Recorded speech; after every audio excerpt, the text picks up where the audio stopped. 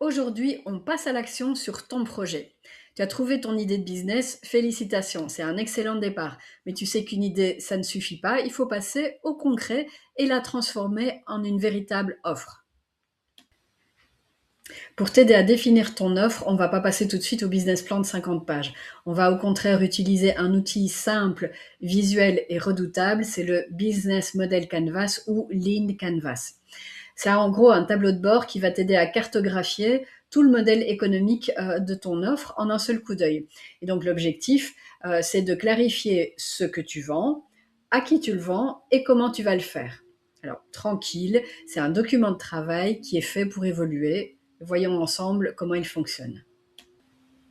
Le business model Canva, il est construit entre plusieurs grands piliers et je te propose d'examiner ensemble ces différents piliers. Alors le premier pilier, c'est le problème et la cible. Tout commence par tes clients et leurs besoins.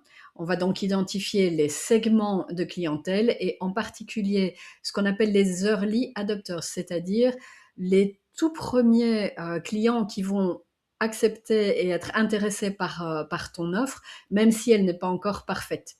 Donc ici, ensuite, on va identifier le problème auquel tu réponds, ou plutôt les 3 problèmes majeurs que ces clients rencontrent aujourd'hui et quelles sont les alternatives existantes qu'ils utilisent pour s'en sortir.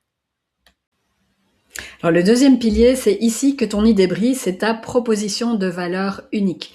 Ça doit être une phrase qui est simple et percutante et qui explique en quoi ton offre est différente et pourquoi on devrait acheter chez toi. Essaie de trouver une analogie qui est parlante. Par exemple, je suis le Airbnb des randonneurs.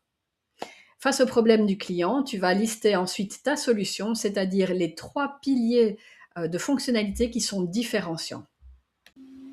Ce qui te rend unique, c'est ton avantage déloyal, c'est-à-dire ce petit truc qui peut difficilement être copié ou acheté par les concurrents. Ensuite, on va regarder les canaux de distribution, c'est-à-dire comment tu vas atteindre tes clients. Enfin, on arrive à la viabilité de ton projet. D'un côté, tu vas avoir ta structure de coûts, tes coûts fixes, tes coûts variables, ton coût d'acquisition client, etc., etc. Et de l'autre côté, ta structure des revenus. Quelle est la source? Quelle est la marge brute? Quelle est la durée de vie que tu attends de tes clients? Donc ici, c'est important de définir tes métriques clés, c'est-à-dire les activités principales que tu vas mesurer pour savoir si tu vas dans la bonne direction. Quand tu vas remplir le Lean Canvas, tu auras peut-être des doutes ou des cases vides et ça, c'est tout à fait normal. Il ne faut pas te stresser par rapport à ça. C'est vraiment un outil de travail qui t'aide à structurer ta réflexion et peut-être voir les angles morts. Donc, pas de problème, tu vas revenir dessus, ajuster tes hypothèses.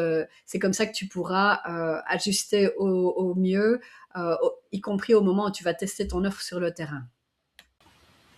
Je t'invite maintenant à télécharger le Business Model Canvas qui est sous cette vidéo. Tu le remplis à ton aise, tu reviens plusieurs fois si nécessaire. Et une fois l'exercice terminé, on regarde ça ensemble. À toi de jouer.